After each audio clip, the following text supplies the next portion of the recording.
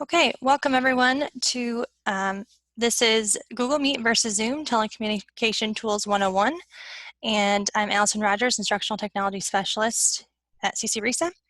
You can follow along in this slide deck by going to that bit.ly link down below, and we're going to go ahead and get started here.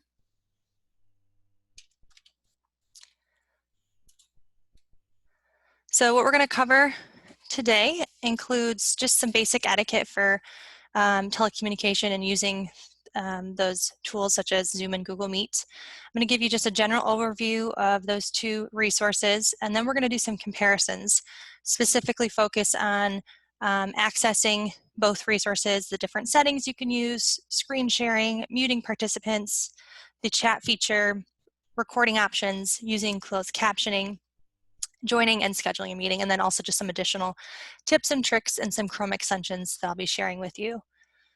So with that, we'll go ahead and jump in to specifically etiquette.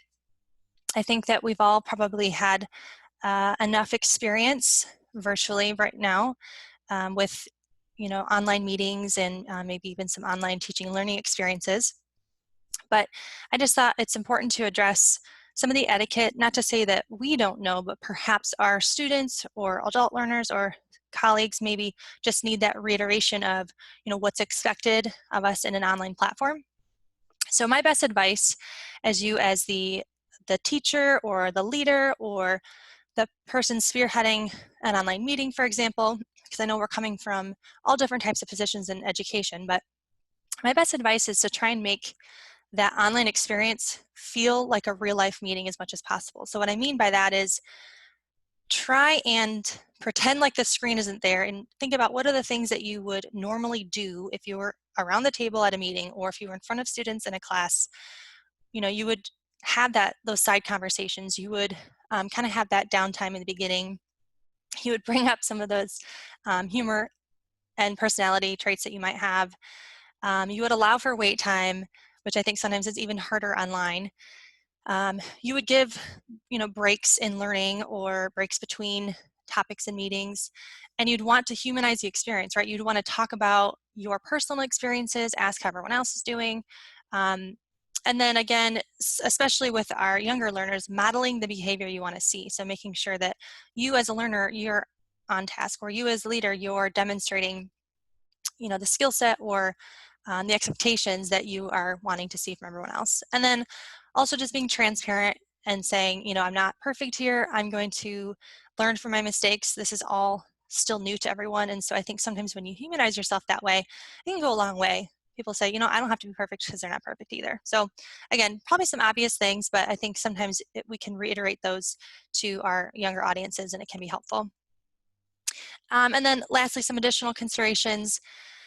So again, whether this is you're in a class or you're having a meeting, focusing your purpose. So really talking about what are we trying to get across today, sticking to your time frame, especially in an online environment. Using the video feature for crucial conversations. So what I mean by that is obviously when you're having maybe a conversation with a parent and a student, or you're having kind of a roundtable discussion, instead of having that that image up for so long, perhaps you want to have that face-to-face conversation. You want that eye contact to see sort of those gestures and the nodding and agreement and that sort of thing that you get when you're in person, and we don't want to remove that element when we're online. So just really trying to make the experience feel as in person as possible. And then a couple best practices. This one's from Lenaway, Innovative Teaching and Technology. And so this is just a little bit what I was speaking to last week, is setting up expectations, right? So thinking about it as whether it is in fact the first day of school, or if it's 6 months into the first day of school, whether it's your first meeting of the fall or it's your 50th meeting of the fall, really going and taking a step back to say, we are in an online environment, and let's talk about what those norms and expectations are going to be. Whether it's how do we mute ourselves, how do we not talk over each other, what's appropriate behavior, what's appropriate conversations, when should you have your video on, when should you be muted, and then setting up signals and including that wait time and asking, do you have any questions, and And then maybe even for younger students, having like a signal system with a visual that you hold up. So again, just kind of taking a step back to say, what are some really explicit expectations that maybe I need to teach or I need to reiterate because A, they were never taught, or B, they're such new skills for everyone in an online platform. And lastly, for virtual meeting best practices, so this is focusing on just those delivery tips and tricks.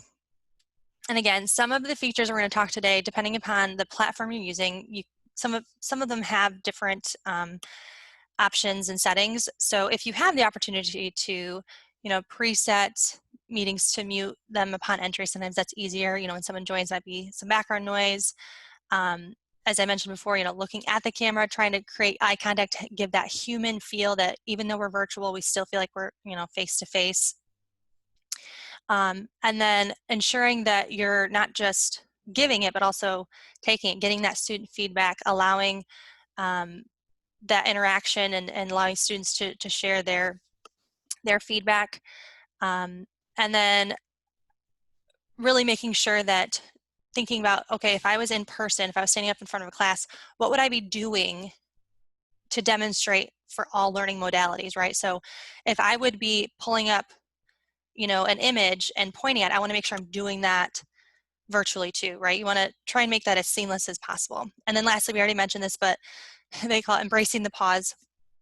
So I think sometimes this is difficult for us as adults to really take a moment, after we ask a question and really allow people to think, and considering that not only do we have to have that wait time for people to actually come up with a response or an idea, but also give them time to unmute themselves, right? That's kind of one extra step. So even a more awkward wait time, I think, at times is necessary because you want to ensure that everyone has a chance to think and unmute.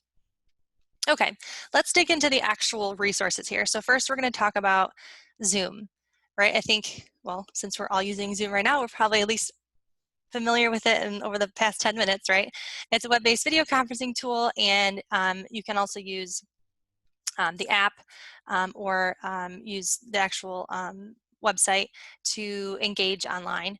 And I'm going to speak to, with both Zoom and Meet today, I'm going to talk about the education versions and the free versions of these two items, right? So you could go down a rabbit hole and talk about, pricing differentiations and premium models and all that stuff, but I'm going to speak to just kind of the general free versions for education. And then I'll give you some resources that if you want to dig into some additional features that are both free and premium, then you can dig into some of those pieces on your own time. So again, one more little sidebar here. What I'm sharing with you today does not necessarily mean that tomorrow this will be 100% the case, because, and it's kind of a great thing, but Zoom and Meet are constantly upgrading and updating and improving pieces for this online environment, and they seem to be extending free resources, right? In addition, you'll notice that Zoom has quite a few more kind of bells and whistles right now, but I have been told that Google Meet is going to be incorporating more and more of those Zoom-like features in the coming weeks, not just months, but coming weeks. So if you notice some changes, or say, she said this isn't available, or I thought it was available, just know that this kind of, it's very fluid, that they're constantly updating and improving things. So in this moment, this is what's available. So unlimited meetings for up to 100 participants for Zoom. And again, these are the free versions. Audio, video, screen sharing, muting, whiteboarding, annotation, breakout rooms, virtual backgrounds, in-meeting chats, local recordings, and nonverbal feedback. Those are specific to Zoom. And then you'll notice within Meet, there's a few less features, but again, some are coming. And then through September 30th, as of right now, they are allowing for the education access, they're giving you the advanced video conferencing features, and then you can have up to 250 participants, which is pretty great. Again, you have audio, video, screen sharing, muting, in-meeting chat, local recording, nonverbal feedback, and closed captioning. So this is from John Sowash, who is very much connected with all things Google, but he posted that these are the Google Meet features that are coming soon. So improved moderator controls, I believe what I've heard is that you should be able to mute multiple participants at once. Again, that's what I've been hearing. Replacing your background just like you can, with Zoom. Hopefully that'll be happening soon as well. Breakout rooms that you can use in Zoom. I think that'll function similarly in Meet. The integrated digital whiteboards. So we have Jamboard right now. For education, you just have to enable it for your site. So if you go to your Waffle or your apps launcher and you don't see Jamboard, if you reach out to your Google admin console or probably your tech department, they should be able to enable Jamboard. And it's a pretty slick whiteboard kind of collaborative tool that we're actually going to have a session on at TA4E. The raise your hand feature, and there are some extensions that you can add right now that will sort of integrate some of these pieces. Like, for example, Nat, I'll show you one of the extensions allows you to raise your hand, but these are pieces that will be actually integrated into Meet without extensions. And then the quick polls and Q&A, which again exists in Zoom and hopefully will exist in Meet. Okay, so let's dig into some of the specifics. So I'm going to focus on a specific topic, and then I'm going to show you the Zoom version, and then I'll show you the Google Meet version, okay? So first we're going to talk about access. So how the heck do you even access Zoom? There's definitely more than one way for both options, right? You can obviously just go to a Chrome browser and type in zoom.us/signin, right? And then you sign in with your education account, boom, you're good. You can also use the Chrome extension called Zoom Scheduler. And if you add that to your Chrome and you just simply click on that extension like this, it will let you schedule a meeting, start a meeting right from here, right? In addition, you can access a Zoom meeting with, if someone emails you an invite, the link will be embedded, or if you go to your calendar, you can actually click on the Zoom link there as well. So it's nice that even though Zoom isn't necessarily a Google product, it does integrate nicely with some Google features.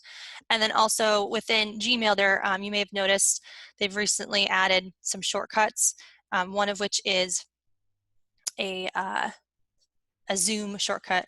So if you click that, it will also take you to Zoom that way. So quick and easy ways to get to Zoom. Kind of just have to find what your preference is. And then also with Zoom, there is an app and a browser. And that is the case for Google Meet as well, but it's a little bit more robust in that the app can do some things that the browser can't. Mainly the changing your background feature, you can do that in the app and not the browser. But I just wanted to make sure everybody knows that there are two ways to do that. So for example, if I go into my browser, right, if I had logged into zoom.us/meet, this is what that looks like. And the app, I would have to download the app, which I have linked in the presentation here. I would actually open up the Zoom app here, and again, I can do a lot of the same things that I can within the browser. Right, so a couple different things you can do here, and it's just sort of personal preference. And then with Google Meet, you can again type in meet.google.com, takes you right to the Meet site. You can also go to the apps launcher, right? So this is what I was speaking to before with Jamboard, which looks like that, by the way. But you'd click on the apps launcher and then scroll down to Meet, and that would open it up for you. You can also access it if someone sends you like an invite via email, or again, you can click on your calendar event if it's embedded there. And then also it integrates nicely with Google Classroom. So when you create a Google Classroom, it's automatically creating a Meet link. So that's yet another way to access Google Meet.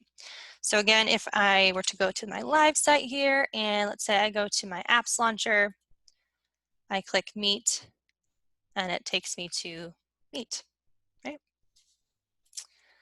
All right, so those are the differences with accessing Zoom and Meet. Now we're going to dig into some settings stuff.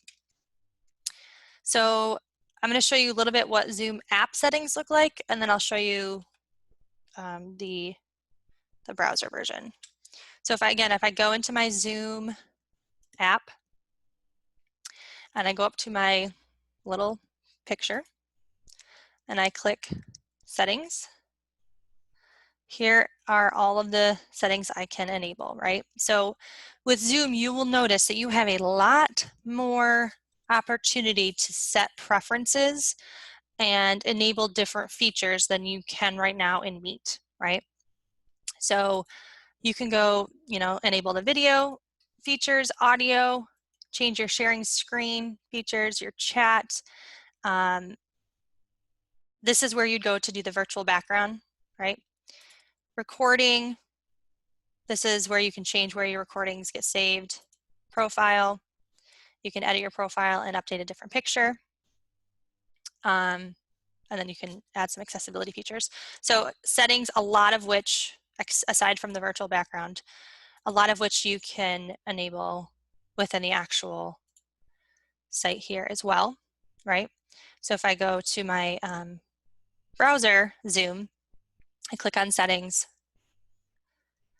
and then I can use this little table of contents to get to my basic settings or my advanced settings, or I can just simply scroll down and just turn things on and off, right?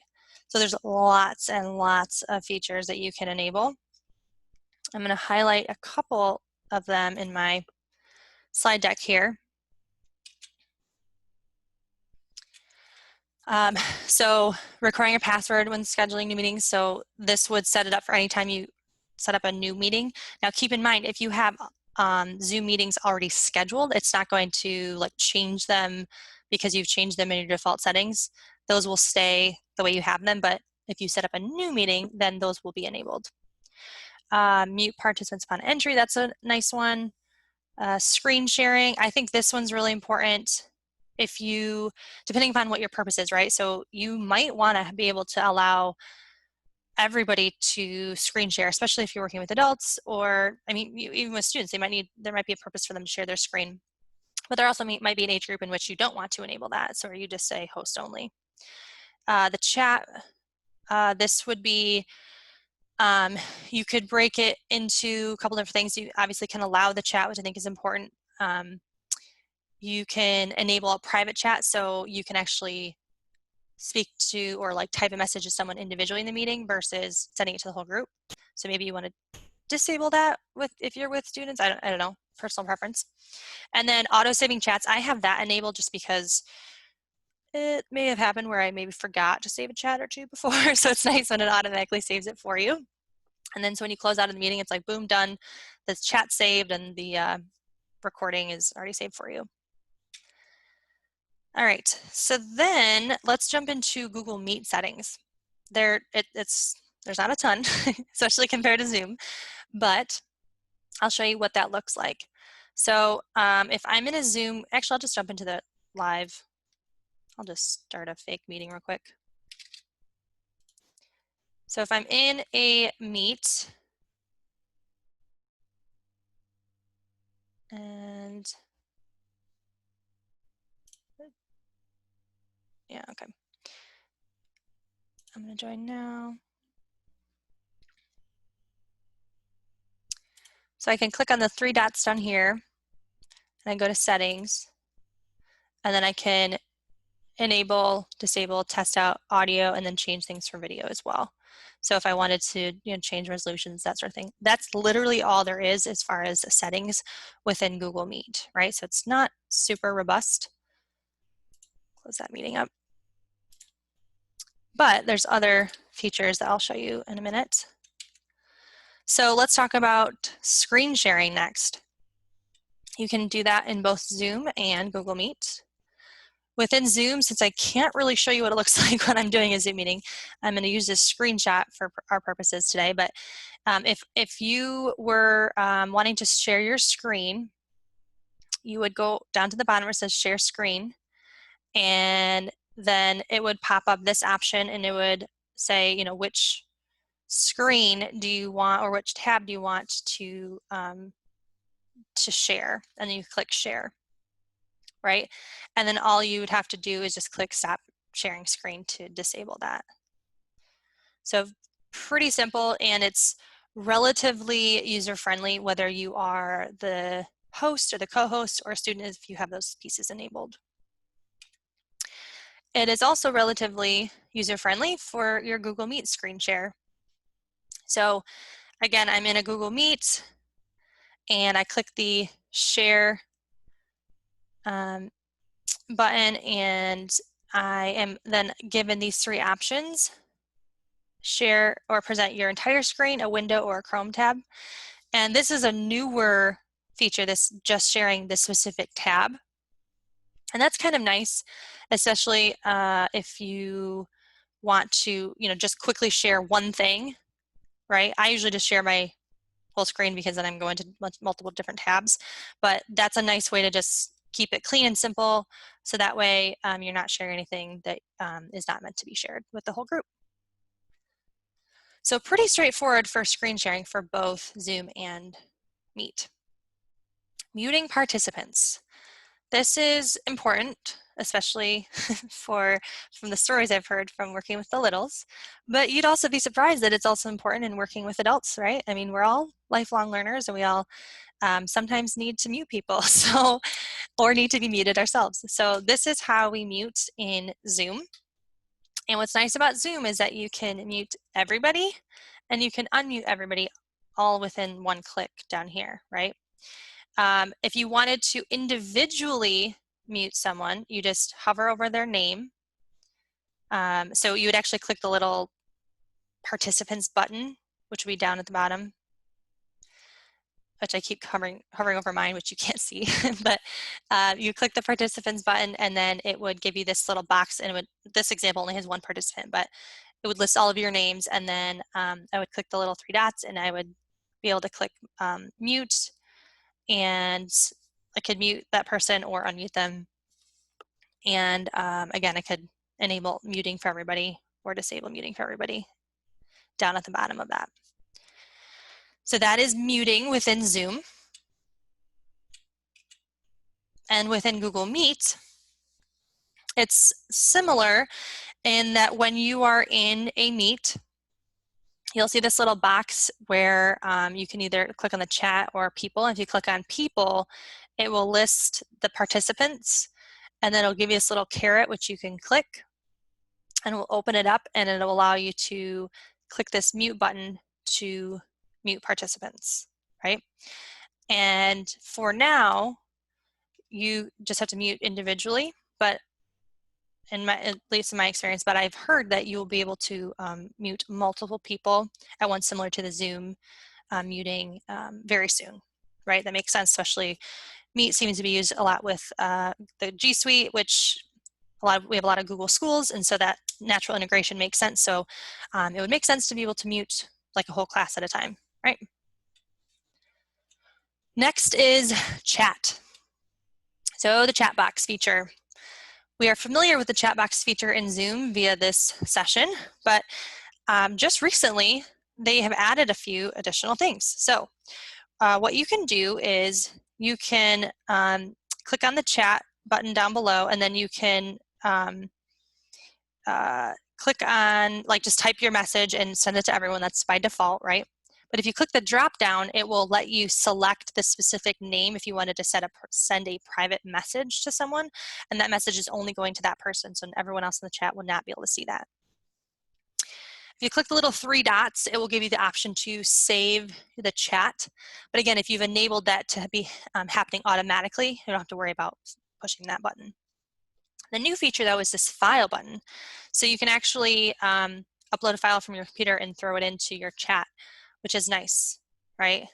A lot of times you're saying, hey, go find this in your drive or go find this on your computer. So if you can just have the file right there, boom, done, share it out. Google Meet chat. So I told you how to get to people to mute, right? Now, if you just go to the right of that, which is chat, then you can type in down here your message. and click enter, and then it sends it to the group. And that is relatively simple for now for Google Meet, the chat feature. So that's all it is for the time being. Next, recording. Both Zoom and Google Meet you can record. Within Zoom, down at the bottom, next to your share screen option, you can click record, and it will record as soon as you click, and then it will automatically convert your recording into a file, and they put it in a Zoom folder automatically. You can change the folder that I showed you like in the app settings before if you wanted to have it go to a different folder, but it's nice that they literally call it Zoom, and that folder is pretty easy to find. I see a hand raised. Do we have a question? Yes, I do. This is Chris Hickey. I'm wondering, with the record button, is that only host or co-host that can record, or can you record, like could I have recorded this presentation myself? That is a great question. So right now I have that enabled to, I believe only the host and the co-host, and I am not sure if the free version even allows participants to record. It would have to be in our settings. Let's see, let's go to advanced settings and check that out. That's a great question. I would imagine it would just be the host and co-host for the free version, but the premium, which I'm less familiar with because I don't have a premium account. Yeah, I'll have to get back to you on that one, but it seems like, I guess my question to you would be, do you see a button to click record? And that would answer our question for at least the free version. Well, the version I'm on right now, I have a record button. You do? Okay, so perhaps that you as the participant, you can in fact record. But I'll test out that theory to see, because that would be nice if you wanted to. Now, I do believe it would show me that you're recording, but that would be nice. I'm sure there's a purpose for wanting to be able to record at times. Yeah, I would think that there is one, only because when I click it, it says, please request recording permission from the meeting host. Okay. So I would assume there's some place where you have to say, grant permission for participants to record. Yes, that would be my guess in settings. And it might even be, if you were to request it, it might just notify me right now. Can they request to record? So yes, that seems like definitely a feature in Zoom, but not a feature in Meet. But I'll look into the actual settings and see if I can't dig into that actual space where you can enable that. So maybe it's like, by default turned on and you want to turn it off. We can dig into that. Thank you. Question. Yep. Next, recording in a Google Meet. So you go down to the bottom 3 dots, like if when you're in a meeting, and it'll be up at the top, record meeting, and you just simply click the button record and it starts recording. And then when you click stop, it will pop up and say stop recording this meeting, like, are you sure you want to stop? And it will tell you this recording will be saved in my drive. So, and then I click stop recording. So what's nice is, with Zoom, they have a Zoom folder and they save the Zoom recording file. With Google Meet, it actually saves the recording in a folder in your drive, and it creates it all on its own called Meet Recordings, and then it'll put the actual video here. Right? So makes sense that Meet would integrate with Drive. So both options allow you to record, and they also allow you to access that recording in an organized fashion. All right. Closed captioning. So with closed captioning, you can do this with both Zoom and Google Meet, but it's a little bit different. So with Zoom, you can, and I'm not going to go too in depth, it's hard to show you how this works in live Zoom, right, when I'm Zooming, but within Zoom, you can enable this feature, right? You'd have to go in advance and enable closed captioning, and then enable save captioning. And then it's that button, you'll see a closed captioning button that you can click. And what you do is, like, you can enable like or request someone to type the closed captioning. So it's not automatic unless you have a third-party service connected to it. So you'd have to kind of manually do it in a way. But I think an easier way would be using Google Slides closed captioning. So when I'm in a Google slide deck, the closed captioning feature is built in. So if I click that button, and I'm going to try and do it right on my live. So I click closed captioning. Yeah, you can see my live closed captioning working. So I'm in Zoom, and then I have my slide deck open in presentation form, and I enable the closed captioning. And that's a way to kind of override, like not having to use the Zoom closed captioning that's a little bit more clunky. I'm able to utilize that with the Google slide deck. And then Google Meet closed captioning, you can enable this, turn off, right, this is turn on, but if you can see, again, in my actual Meet, I had clicked closed captioning, and then I started talking, and this, I said this is test closed captioning. And again, so the Google version is a lot less clunky, right? You click it, you start talking, you got your captioning. Now, the closed captioning, like saving it and all that, I think that's, again, one of the features that they are developing within Meet. So the actual live closed captioning is great, but having that for recording purposes, again, you might want to, or to like save the closed captioning, that would be different. But if you're recording it, you're going to be able to see that overlay, and so that kind of, allows you to have that closed captioning in the recording. So ways to kind of get past the clunkiness using the Google Slides closed captioning, or using the actual closed captioning within Google Meet.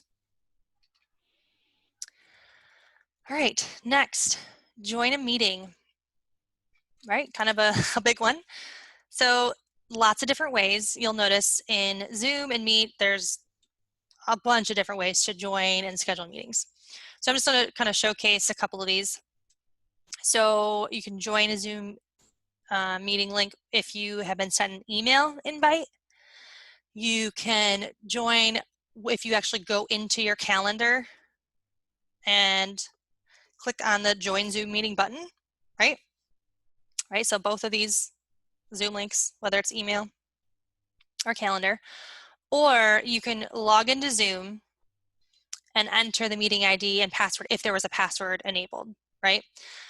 I personally think it's a little bit easier to go to the email or the calendar, right? Assuming that that has been sent to you.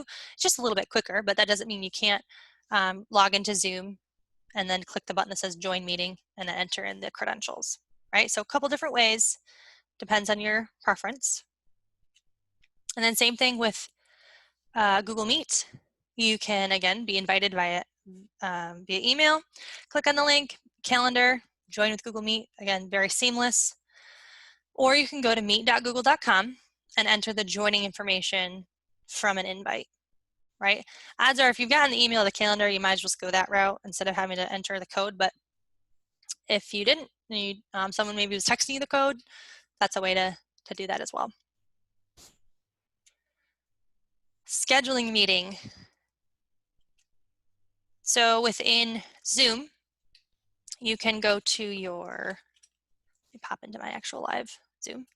You can go to meetings and you can click schedule a new meeting. You can give it a title, a description. You can even select a template. So if you maybe are having a series of meetings that you'll want to have the same settings or maybe description or time frame, that sort of thing. To make it a little bit quicker, you could just say, select a template, right? And then you can select the date and time, duration, all that good stuff. You can enable a passcode or a waiting room. Again, those are all personal preferences. For these sessions, I just kept it simple. You can, by default, have the video either turn on or off for you and the participants. Same thing with audio. And a couple things: enable join before host, mute participants on it. I mean, these are kind of the basics of what you might want enabled within a meeting.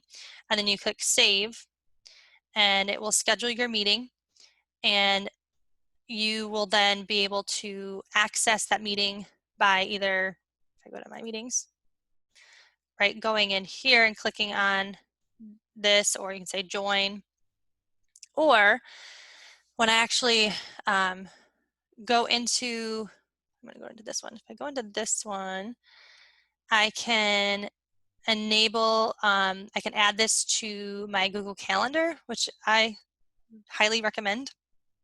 If I add it to my Google Calendar, then it automatically, like, I don't have to put it in both places, right? I just create it in Zoom because that's where my template is, and it's a little bit easier. That's my preference. I add it to my calendar, adds it to the Google Calendar, and I can even invite my, attendees if I need to, right, within my calendar. And it's seamless, right? That Google integration is, for me, a major time saver. I can also, I think I talked about the calendar integration.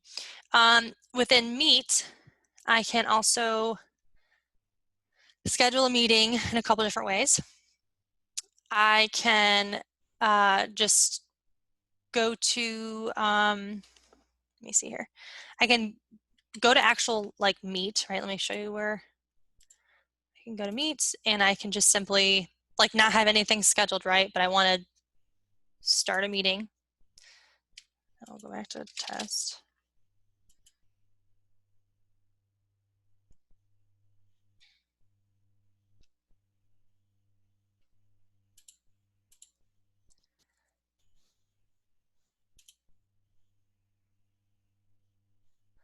And here it will allow me to, it'll give me like all of the credentials, so I can just click that copy and it will copy the information. I can throw it in an email, or I can manually type in, right, and invite people. So that's one way to do it. I can also, again, integrate it with Google Calendar. And with Meet, I typically go to my calendar first. Again, this is personal preference, but I typically go to my calendar, create an event, and then click the add video conferencing, and then it gives me the like Meet option. It'll give you Meet or Zoom. So I would select Meet, and then I could go in and add my times and stuff, invite my people, and then I can again click join with Google Meet to access that meeting again. So both options have that Google Calendar integration. How you integrate it is up to you, whether you go to Calendar first or you go to Zoom first. Totally personal preference. All right, our last little section, we have tips, tricks, and extensions for Zoom and Google Meet. So first of all, the Zoom virtual backgrounds, which I kind of mentioned, is only within the app. Are you able to change those backgrounds? Maybe you've noticed people have different backgrounds. You're always like, how do they do that? Or I can't find that in settings. Well, it's probably because you haven't been in the settings of your app. You've been in settings of the Chrome browser. So let me see if I can't play with this real quick. So within the app, you go again to your settings, and then you go to virtual background, and they've got some by default. I think I've had this. Yeah, I added this one.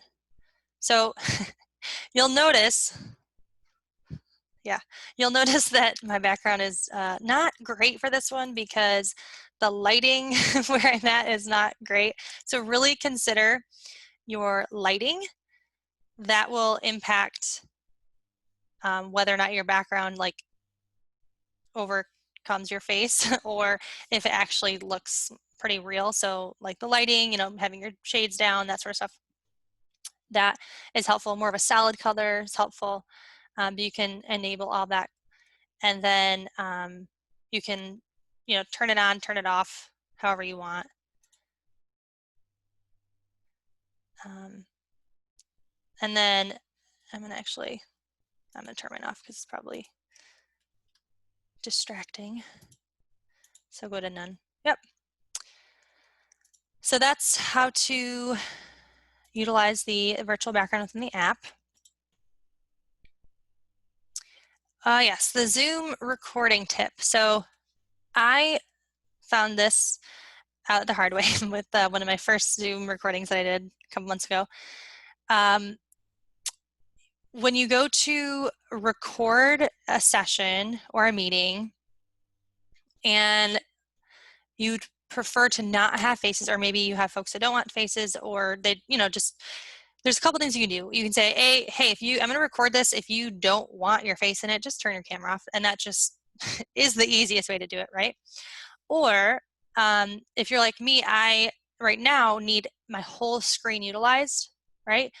And so I take the little, I don't know, the box where all the people's heads are. That's the best way to describe it.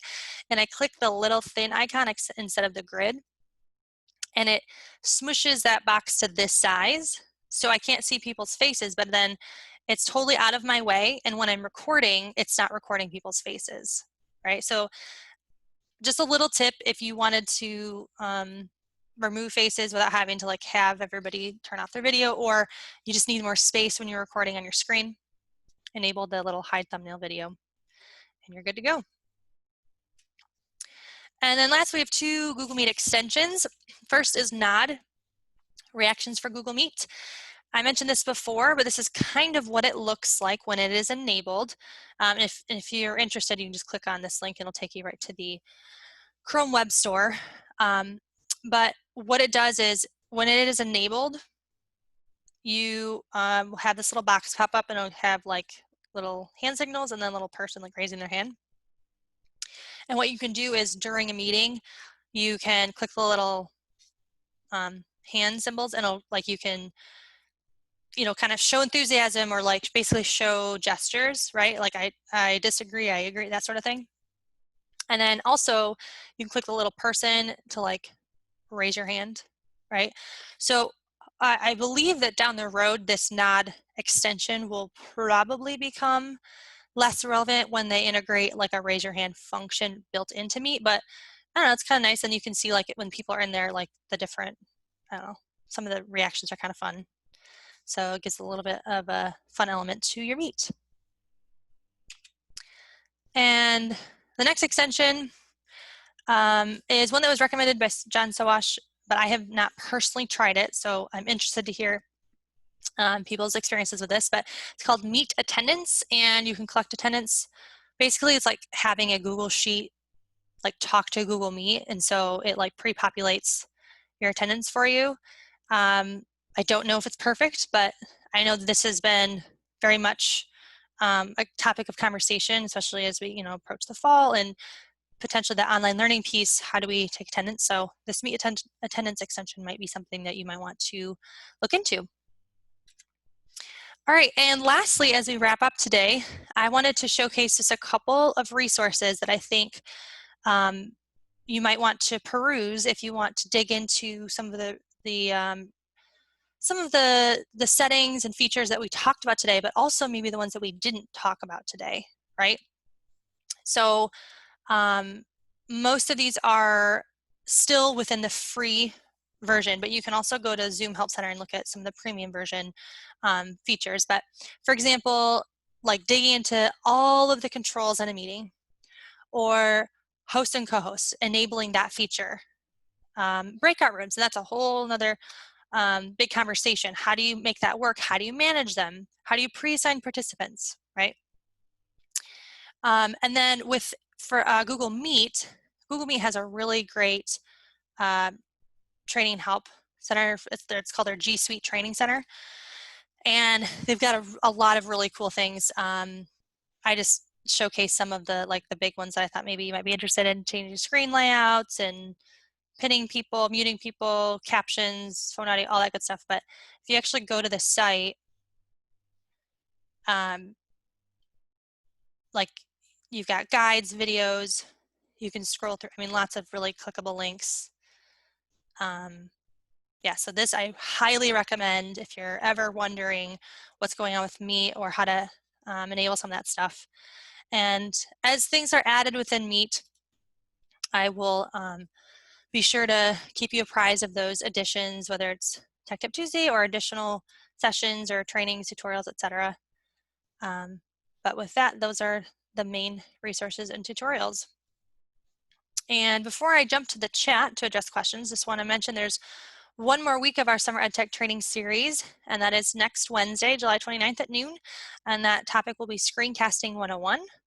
And then the week later, August 5th, we have our Summer Lunch and Learn for our 517 EdTech group. Feel free to join us for that hour to lunch and learn, and RSVP with that link. And then lastly, the TI4E conference, again, August 11th.